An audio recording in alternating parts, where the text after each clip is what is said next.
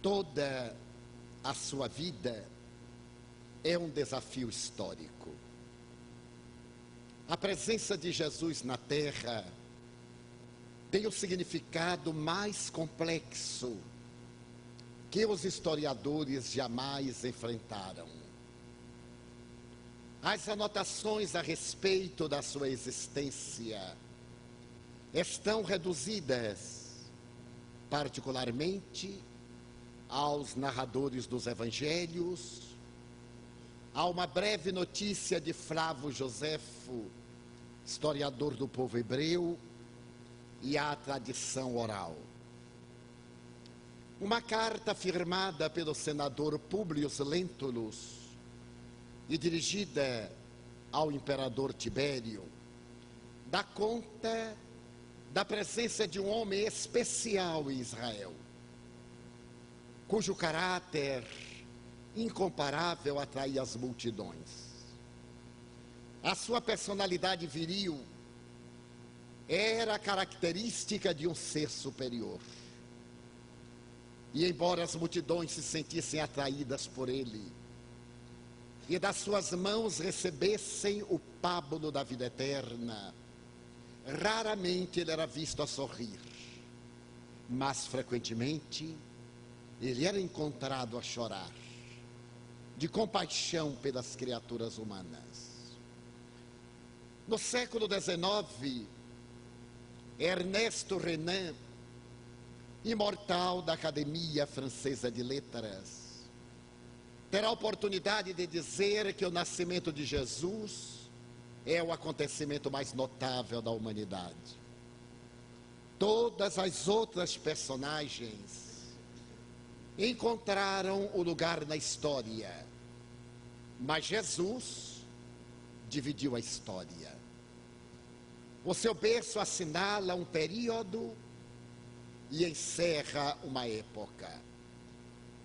Aquela época que se encerra abre o espaço para uma manifestação desconhecida, e a sua proposta de pensamento abala os alicerces do pensamento terrestre.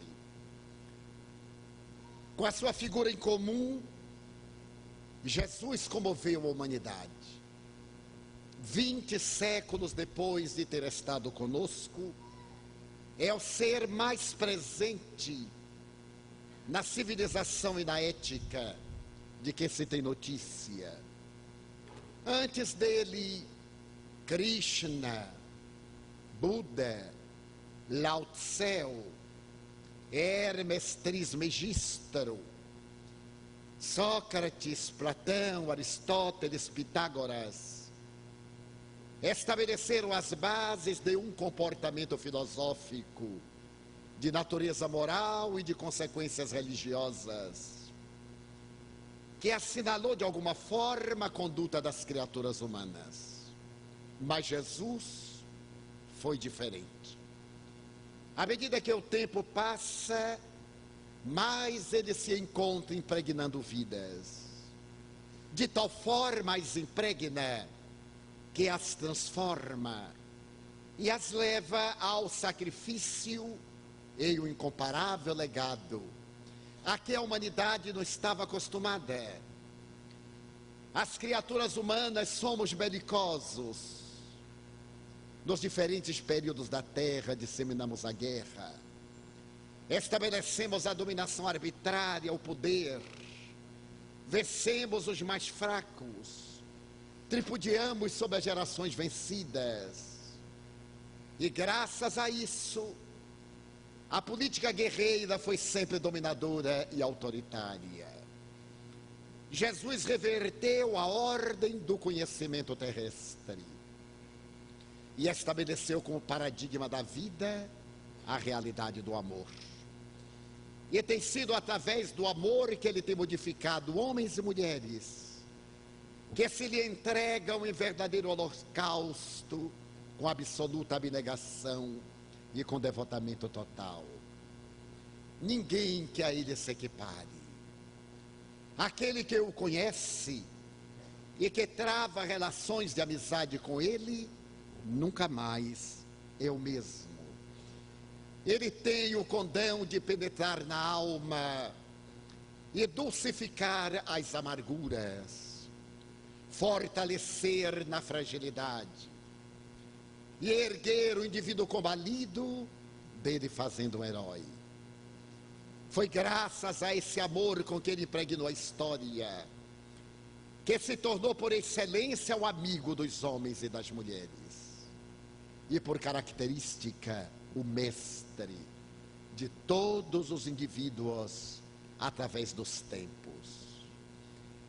Em uma reflexão psicanalítica, seria possível descobrir-se quem é esse homem que até hoje nos fala de mansinho, que nunca se impõe, mas de cuja presença não nos podemos evadir. Quem teria sido realmente Jesus? Os evangelistas contam que ele amava as criancinhas, que as carregava com carinho, colocava-as no seu colo e tinha uma profunda compaixão pela criatura humana. Jamais se excusava, nunca demonstrou cansaço na convivência com as nossas pequenezes, com as nossas misérias humanas. Mesmo quando abandonado e colocado praticamente a sós, traído por um amigo, negado por outro e esquecido pelos demais, ele não teve uma palavra de queixa, nem de reclamação. À semelhança de uma ovelha que marchasse para o matadouro, ele entregou-se com o objetivo salutar de ensinar-nos a enfrentar as vicissitudes com coragem. Não teve a pretensão de salvar-nos, mas teve o objetivo de ensinar-nos o método da salvação. A figura de Jesus é impressionante, porque aqueles que o conheceram, na sua grande maioria, procuraram benefícios imediatos e o abandonaram após, porque ele não viera para o seu tempo, e sim para mudar a história da humanidade. À medida em que os anos se passaram, ao invés de desaparecer a presença, mas ele se fez identificado, se fez mais constante nos vários fastos dos acontecimentos históricos e do pensamento universal. Basta que nos recordemos de que um adversário cruel da sua palavra, estando em viagem para matar aqueles que o seguiam, sentindo-se fulminado por um fenômeno paranormal, em pleno deserto, às portas da cidade famosa de Damasco, mudou a vida. E ao mudar a vida, mudou também a vida do Ocidente, porque teve a coragem de abandonar a pequena região de Israel e viajar por todo o mundo mediterrâneo, trazendo a notícia da Boa Nova. Paulo de Tarso, a quem devemos o cristianismo no Ocidente, é resultado dessa força incomparável da presença de Jesus em nossas vidas. Mas logo depois dele,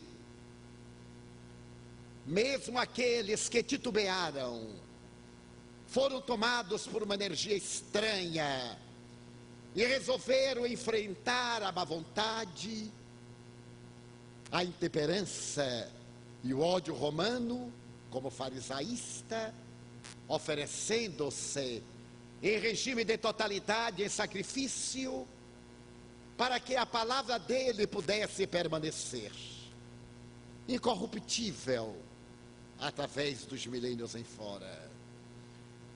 Os holocaustos a que foram levados os seus discípulos atingiram a expressiva soma de mais de 1 milhão de vidas que foram vilmente assassinadas sem julgamento, que foram exiladas, que perderam todos os bens para não perderem a dignidade de o amar.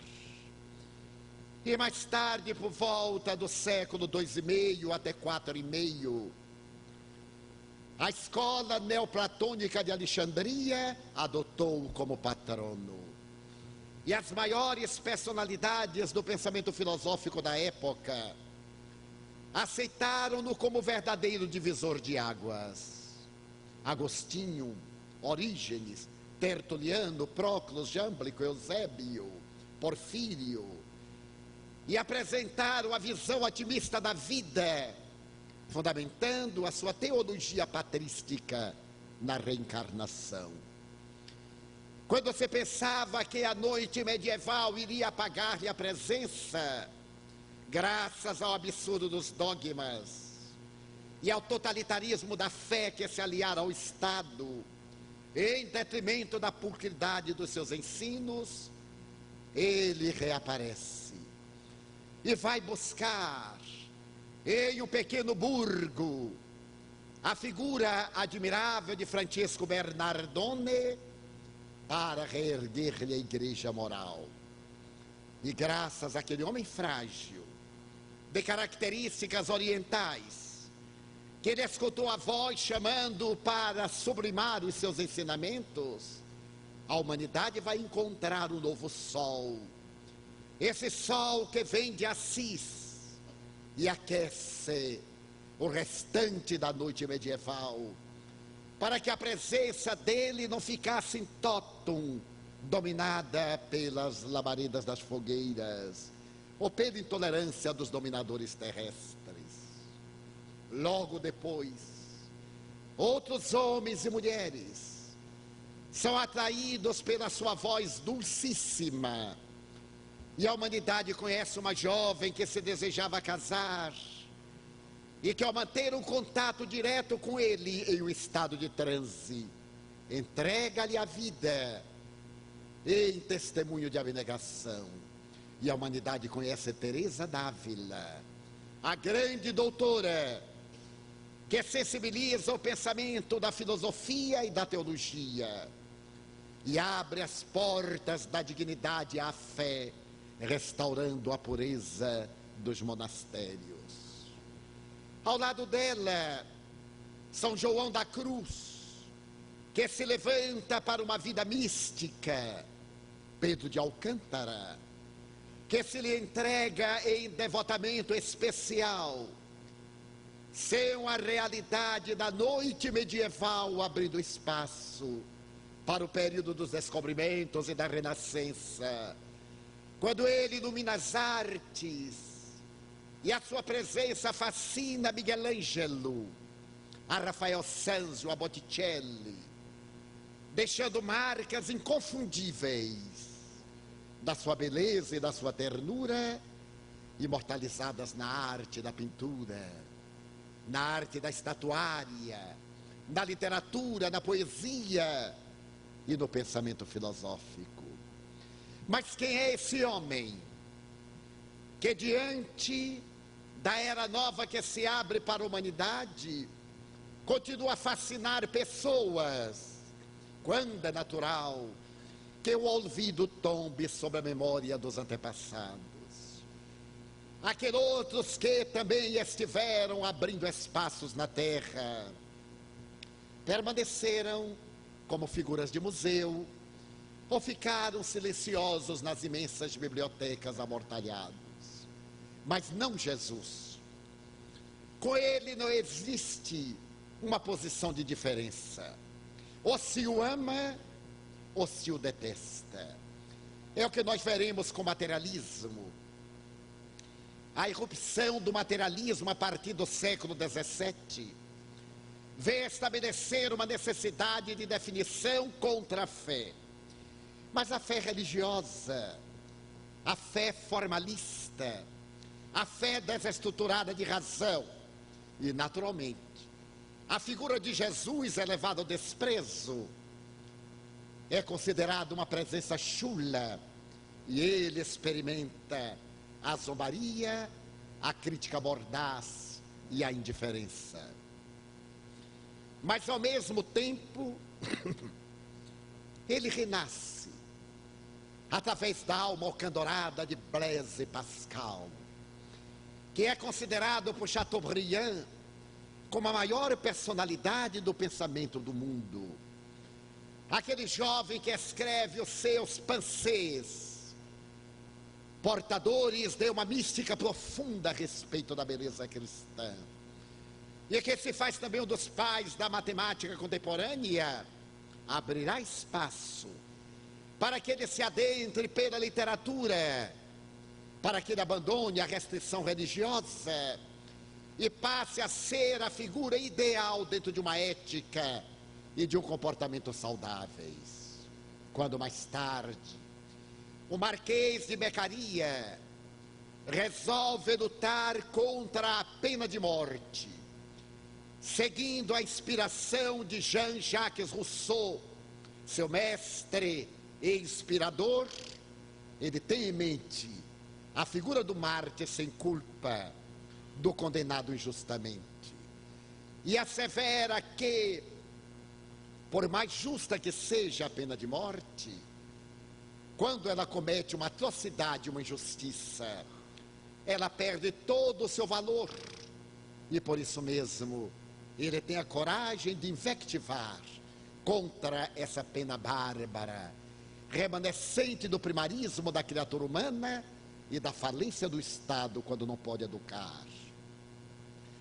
Mas Jesus adentra-se pelo século XIX, e nessa oportunidade ele traz um acompanhamento luminífero de mulheres e homens extraordinários, cujas vidas servem de parâmetros a milhares de vidas, quais Catarina de Siena, que se fez conselheira do Papa, Rita de Cássia, que realizava fenômenos incomparáveis, tornando-a a santa dos impossíveis. Ou, por outro lado, Monsieur Vincent, o conselheiro da corte francesa, que, tocado por Jesus, abandonou a opulência das Tulherias para atender aos miseráveis de Paris. Na grandeza da sua alma, o suave Vicente de Paulo percebe o sofrimento que dizima a massa, que passa fome, que é vítima da peste, enquanto o palácio exulta de sensualidade, de frivolidade.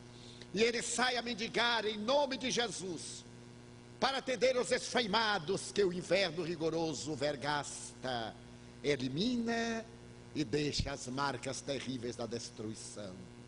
E conta uma velha história, que se acercando de um daqueles nobres cuja vida dissoluta ele conhecia bastante, como seu confessor, estende a mão e pede-lhe uma oblata.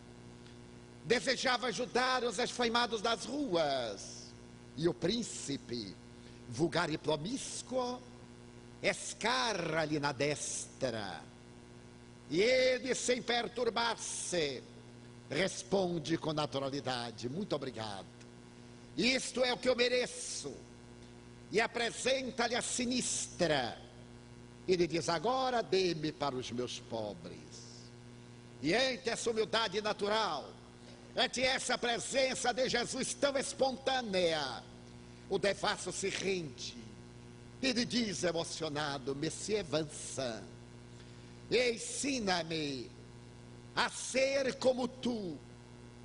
E ele responde: como um discípulo pode tornar-se mestre, senão apresentando-te aquele que me fez como tu pensas que eu sou? Ele fala de Jesus.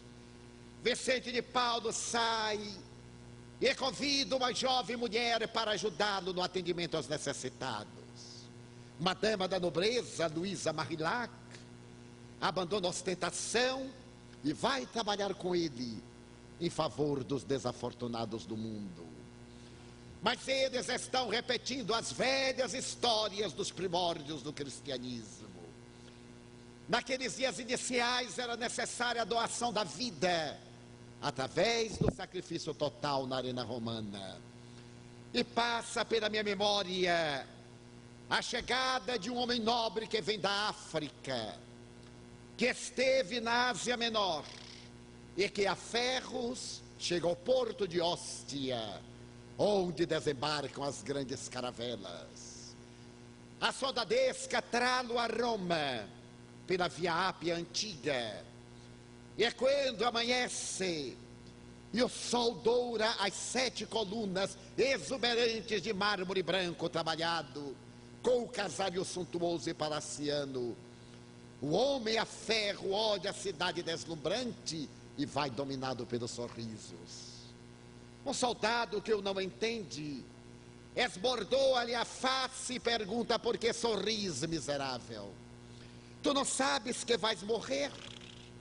À tarde, teu corpo será tirado às feras da Idumeia e tu servirás de pasto para elas.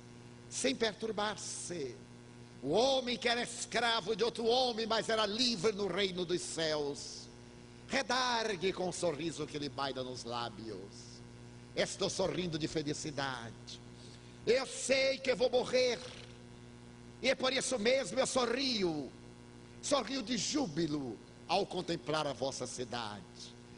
Porque se Deus para vós que sois prostitutos e carniceiros, que sois vulgares e impiedosos, ofereceu-vos uma cidade tão bela, que não oferecerá àqueles que lhe são fiéis, que não reservará para nós aqueles que o amamos. Então por isso eu sorrio e tenho pressa que o sacrifício se consume.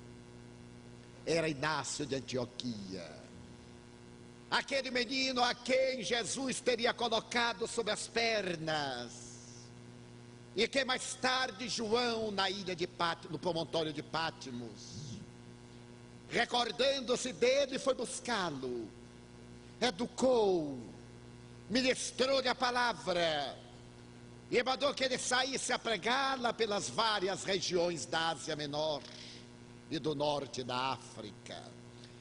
Inácio de Antioquia entra em ferros na cidade grandiosa e vai atirado nos calabouços subterrâneos do Circo Máximo. Nos dias imediatos, é atirado à arena com magote de outros que devem morrer para delírio de Nero.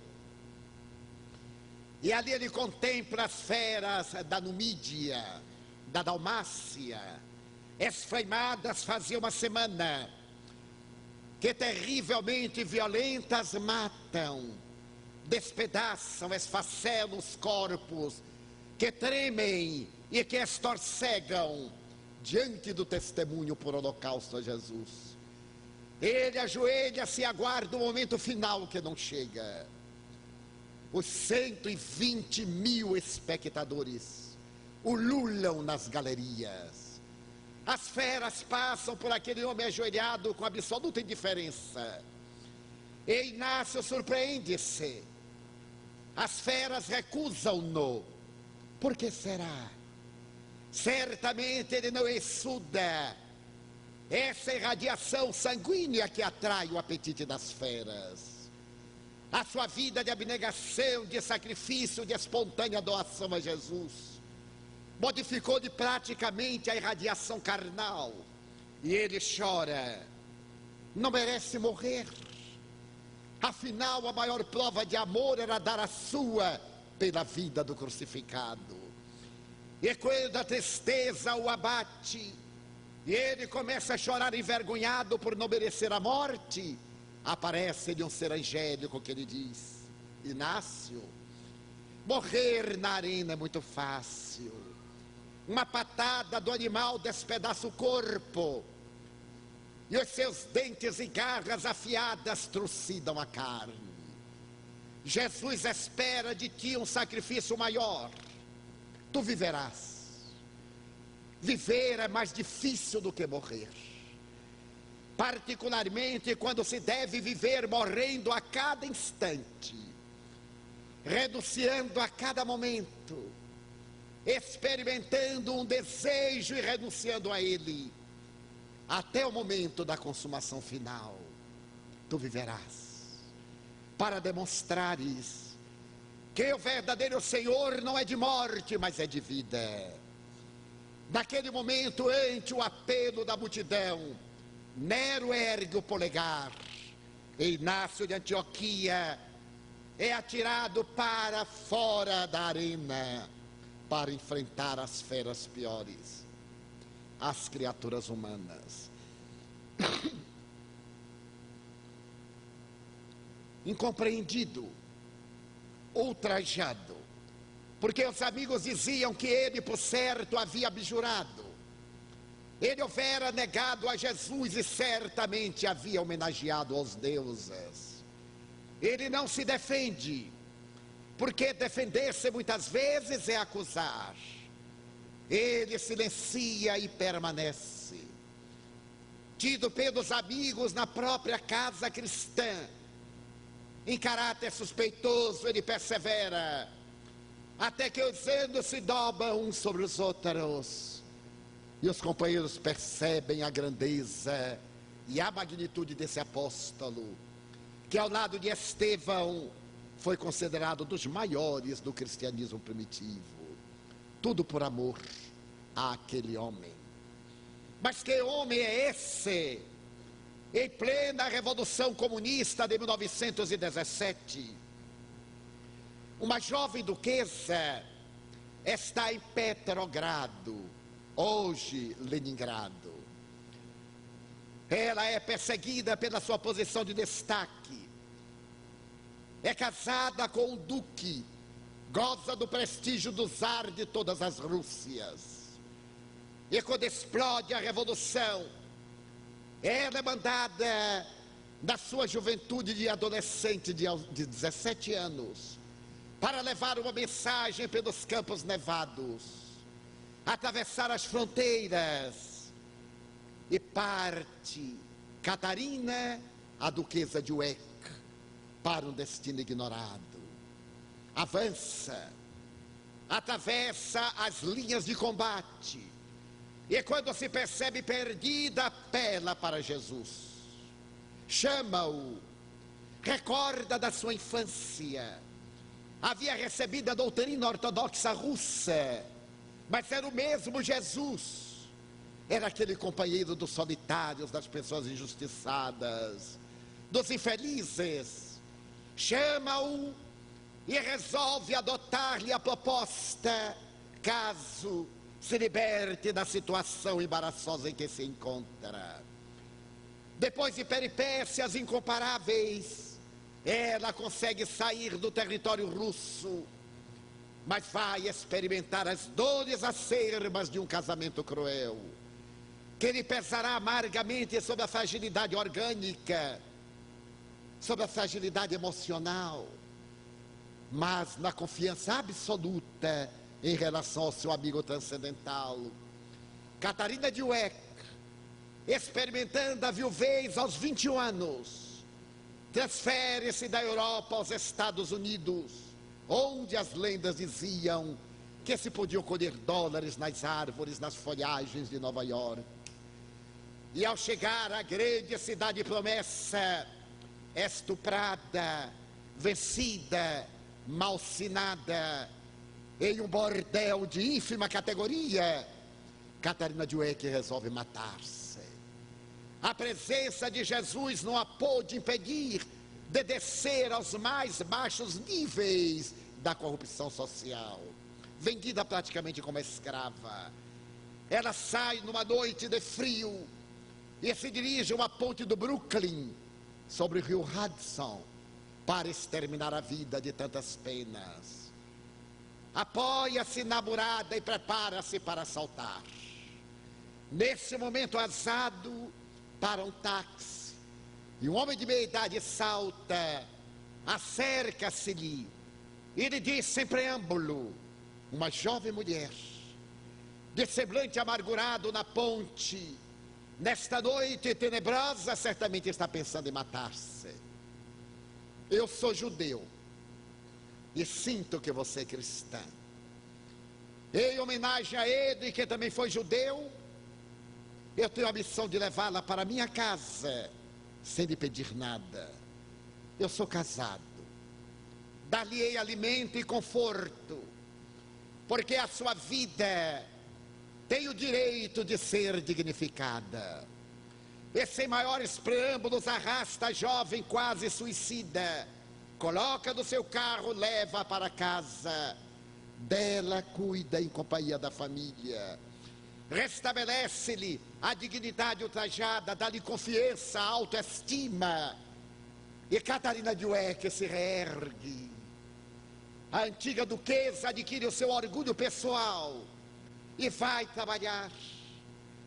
Ela consegue na Macy's, uma grande cadeia de lojas americana, lojas que à época eram de grande coturno social, para varrer o chão, para limpá-lo.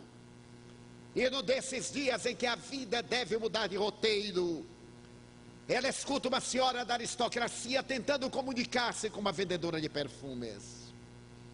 E porque a vendedora não a entendesse, Catarina pede licença e dialoga com a senhora que era russa. Para surpresa geral, aquela limpadora do piso da Macy's em Nova York era uma mulher letrada que falava 8 idiomas.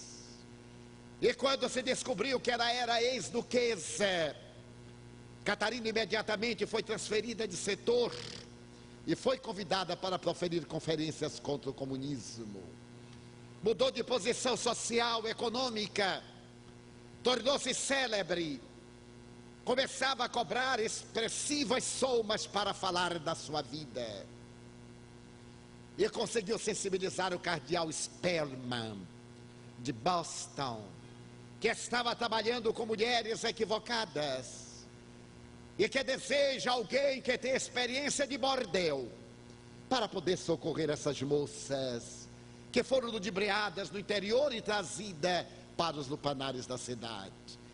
Catarina Dweck oferece-se e se torna uma verdadeira deusa do amor junto às mulheres nos prostíbulos de Nova York e de Boston, levantando vidas, investe a sua fortuna e entrega a toda para reabilitar moças que foram vendidas e não tem como livrar-se da escravidão branca. Mas ela não se preocupa. Ela agora tinha Jesus como seu modelo e guia. E sabia que os valores terrestres vêm, passam e não fazem falta. Resolve transferir-se para o Canadá, para criar uma comunidade para receber pessoas que tenham problemas. E a antiga duquesa do Czar da Rússia se transforma numa das maiores personalidades do velho cristianismo na América do Norte e no Canadá, com uma obra memorável por amor dele. E terá ensejo de dizer: a força desse homem dentro de mim é tão grande que eu me esqueço de mim mesma para somente pensar nos desejos que ele tem. Quem é esse homem?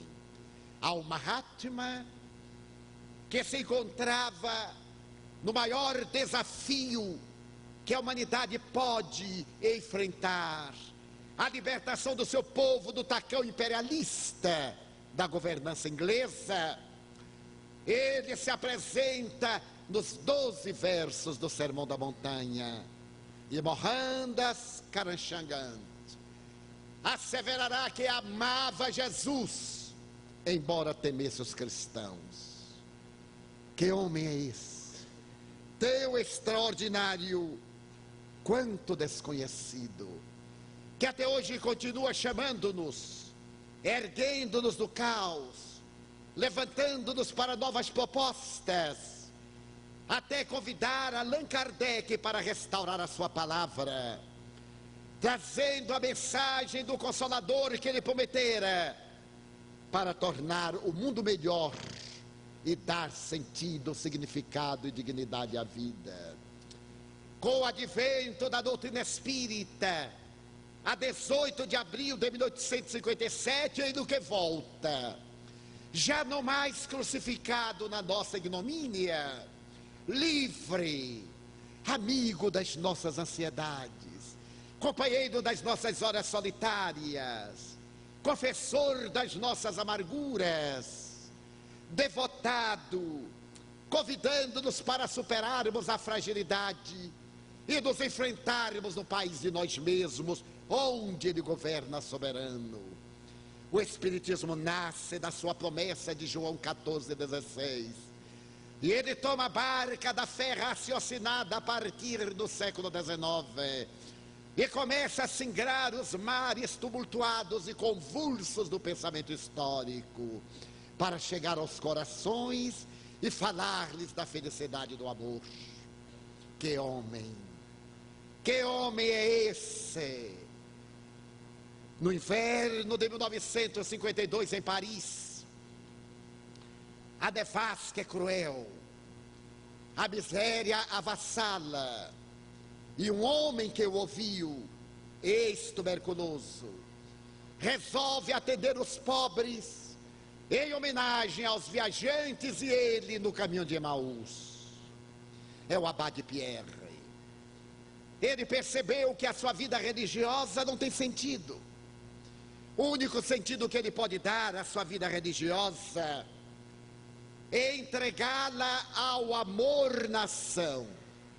E sai pela Rive Gauche, Montmartre, Pigalle, Montparnasse, Saint-Michel, a recolher os clochards, os mendigos, os miseráveis, os alcoólatras, e a recolher-nos numa mansarda na periferia da banlieue parisiense. Aquele dá o nome de Emaús, a comunidade de Emaús. Começa com esse homem frágil, uma nova revolução daquele homem. E as comunidades de Emaús se levantam. E a Abbé Pierre começa a construir no bosque de Bolonha o casario dos miseráveis, quando vai advertido pela polícia e é chamado à presença do prefeito de Paris. Este lhe disse em preâmbulo: ou o senhor derruba as casas miseráveis que estão afeiando a cidade luz, ou eu mandaria os tratores da prefeitura derrubá-los. E o Abade Pierre, sem temer, lhe diz: prefeito, o que indignifica Paris não são as minhas casas, são as casas luxuosas de prostituição. Cressy-Rosse, Moulin Rouge, os cassinos de luxo e de depravação, que fizeram da França a capital mundial da prostituição barata. E se Sua Excelência atrever-se a derrubar os meus casebres, eu os reerguerei e continuarei reerguê-los, porque aqueles que vêm a Paris, na grande maioria, vêm para a promiscuidade moral. Abbé Pierre se levanta e edifica um mundo novo, saindo daquela noite terrível do inverno de 52, para apresentar um suave Jesus que ele descreve desta forma: na minha falta de recursos, eu ia com os meus miseráveis fazer a bife, catar o lixo, recolher do lixo que fosse aproveitado, para depois vendê-lo nos mercados das pulgas. Consegui erguer uma pequena capela, recolhia lixo, mas recolhia também o lixo humano, os piores ébrios que eu encontrava na rua, as meninas meretrizes de 12 anos, que eu procurava edificar. Mas quando eles falavam de Deus e de Jesus, eles pareciam ter asco e fugiam. Então eu compreendi que a única maneira de falar-lhes de Deus e de Jesus era pelo silêncio da ação. O momento mais feliz da minha vida naqueles tempos foi na noite de Natal. Havia atendido a centenas de miseráveis desse lixo social que todos abandonam e que eu considero a terra fértil que se vai cobrir de lírios, de rosas e de perfumes, quando ao erguer a Eucaristia no silêncio da capela deserta e abandonada, eu me voltei e pude ver entre as sombras um dos ébrios mais contumazes, que envergonhado estava atrás de uma coluna e se ocultava para não ser visto. Então eu entendi que ele havia conseguido penetrar no abismo de uma alma, e que é muito maior a conversão autêntica de um homem do que a aceitação tácita de uma multidão. Aquele homem que era alcoólico inveterado será depois o braço direito do abade Pierre, que irá trabalhar com outros alcoólicos para libertá-los da enfermidade cruel e da terrível obsessão do álcool. Que homem é esse? É um homem incomparável, Jesus. Certo dia, um menino pobre que falava com sua genitora, dominado pela saudade incoercível da sua ausência física, ouviu que ela lhe disse: Chico, pense em Jesus, meu filho, e não tema nunca. O menino Francisco Cândido Xavier aceitou a sugestão de sua genitora, e desde aquele dia, pelo recuado ano de 1915, nunca mais se apartou da doce presença de Jesus, tornando-se a ponte mais luminosa do século XX entre as criaturas e o seu modelo guia. A sua mediunidade incomparável recende o aroma do Evangelho de Jesus. A sua vida de renúncia e de abnegação tem todo o odor da santidade de Jesus. Os seus silêncios homéricos e as suas lágrimas acerbas fazem lembrar as traves que um dia carregou Jesus. Mas embora o corpo esteja ultrajado pelos 87 anos de existência, neste momento ele está orando a Jesus e atendendo a imensa fila dos aflitos que lhe vão oscular a mão e receber-lhe um sorriso, um olhar, uma palavra de alento, porque Jesus é a força que o sustenta e é o farol que nos ilumina na grande noite da cultura moderna. Que homem é esse? Ele não prometeu às criaturas europeias e glórias e poder e triunfo. Pelo contrário, jamais nos iludiu. Meu reino não é deste mundo. Mas lembrai-vos de mim. Eu venci o mundo. Todos aqueles que estiveram na terra, com as exceções compreensíveis, lutaram para vencer no mundo. Ele não. Ele venceu o mundo das paixões, das atrações, das misérias, das seduções. Mas também prometeu que aqueles que fossem fiéis até o fim desfrutariam da paz interior e da plenitude que somente Ele as pode dar. Que homem é esse? Atrevo-me a recordar-me dos seus ensinamentos, quando Ele nos convoca a segui-lo. Se estáis cansados e aflitos, vinde a mim. Tomai sobre vós o meu fardo, recebei o meu jugo e aprendei comigo, que sou manso e humilde de coração. Leve é meu fardo, suave é meu jugo. Vinde, pois, a mim, eu vos aliviarei. Porque o fardo das nossas buscas terrestres é muito pesado. É feito de dissabores e desencantos e amarguras, de lutas exaustivas. E o julgamento terrestre é venal, é transitório, altera-se. Aquele que se deixa julgar pelas contingências do mundo sempre carrega ultraje e é vítima de conflitos. Mas aquele que se lhe entrega em julgamento real, ele que nos conhece em profundidade, esse tem a harmonia de saber ser não condenado, mas com oportunidades de reparação. E o fardo que ele dá é o amor.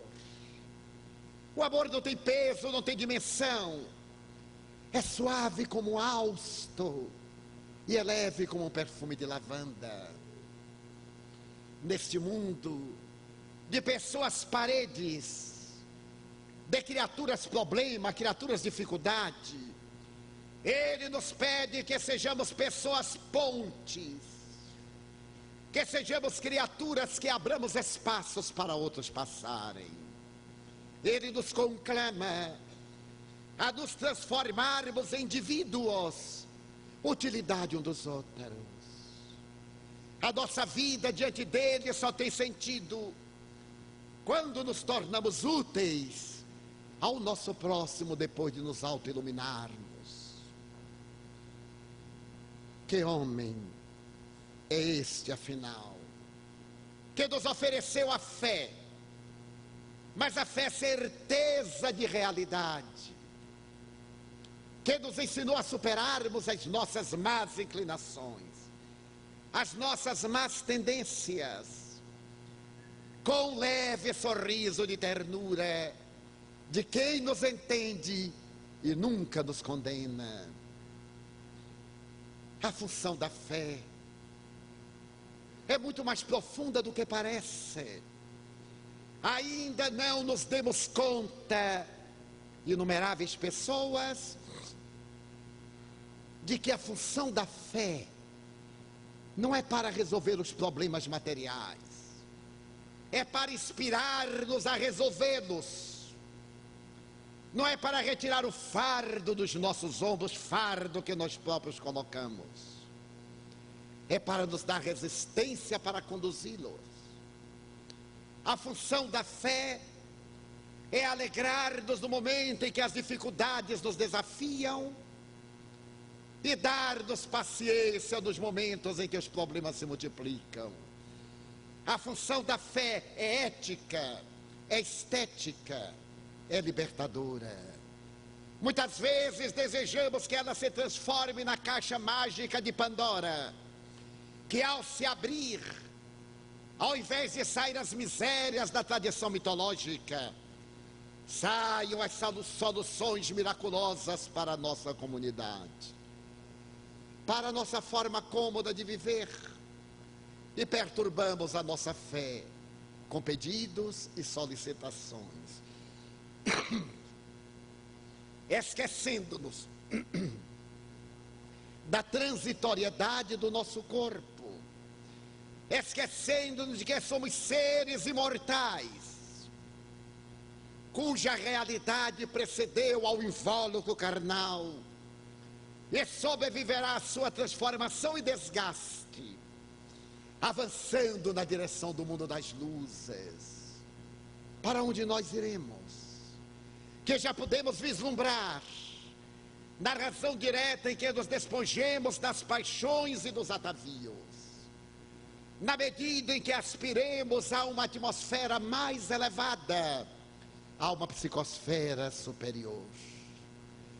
Esse homem Jesus, que elegemos como nosso modelo, é o excelente Filho de Deus, nosso irmão maior, que não coube na história, mas que é a própria história de todas as vidas e nossas vidas, chamando-nos baixinho, para que operemos a nossa transformação moral.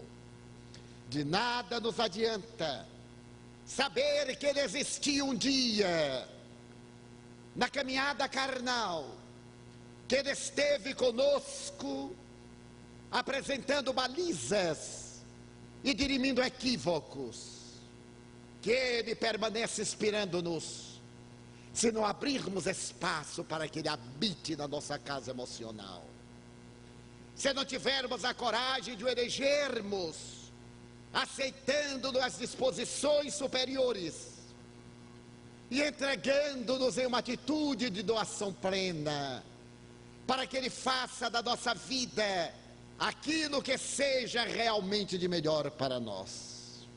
Esse homem Jesus, que amava as criancinhas, que atendia às enfermidades, que socorria os corações equivocados com um gesto de ternura. Esse homem Jesus é o ideal mais fulgurante da humanidade, que um dia estará presente em todas as criaturas, como previu Allan Kardec com muita propriedade. Quando o egoísmo bater em retirada e o espiritismo, que é o único antídoto ao materialismo, predominar nas mentes e nos corações, como complemento de todas as doutrinas religiosas, já que lhes dará as bases científicas para a certeza da sobrevivência da alma e da reencarnação, móveis do nosso esforço pela transformação interior. Dia virá, e já se anuncia, já se pode perceber a madrugada nova desse dia que virá, em que nós nos daremos as mãos, eliminaremos as nossas diferenças, aceitaremos as nossas afinidades e cantaremos o hino de louvor em homenagem a esse homem Jesus que nos procura e que ainda permanece o grande procurado da história para nos ajudar a sair do caos, evocando-lhe a figura. Nas próximas celebrações dos 140 anos de publicação do Livro dos Espíritos por Allan Kardec e dos 70 anos de mediunato de Francisco Cândido Xavier, o apóstolo do século novo, nós gostaríamos de dizer: Senhor Jesus, eu gostaria de ser uma Via Láctea de estrelas, para que as noites da terra fossem mais belas. Mas na minha pequenez eu te digo desta vez, se eu não lograr ser uma escumilha de astros, deixa-me ser um pirilampo na noite escura, iluminando a sombra e a amargura de quem anda na solidão. Eu gostaria de ser qual chuva generosa, que tombasse sobre a terra porosa e reverdecesse o chão. Mas se eu não conseguir, eu te quero pedir para ser um copo com água fria, para mitigar a sede e a agonia de quem está na desesperação. Eu também queria, Senhor, ser um jardim de flores de todas as cores, para embelezar a terra. Mas a pobreza que minha alma encerra, se eu não lograr, eu te quero rogar para ser uma rosa solitária na frincha da rocha, colocando beleza na paisagem da natureza. Quanto eu gostaria de ser a montanha altaneira de onde se tivesse a visão da terra inteira. Como conseguir? Então, já que não posso alcançar, eu te venho pedir para ser uma pedra pavimentando o chão por onde caminham os heróis na busca do seu triunfo, na grandeza da sua aspiração. Então eu queria ser uma escada que erguesse o herói à cumeada do ideal. Mas como é muito difícil, eu te peço para ser-lhe o primeiro degrau. Então, Senhor, ajuda-me a ser um pomar de frutos maduros, ou um trigal dourado, para repletar de pão e de nutriente alimento a mesa do desafortunado. Mas como eu não vou conseguir? Deixa-me pelo menos ser um grão que caindo no chão se multiplique no milhão, e replete a mesa da humanidade com a dádiva do pão.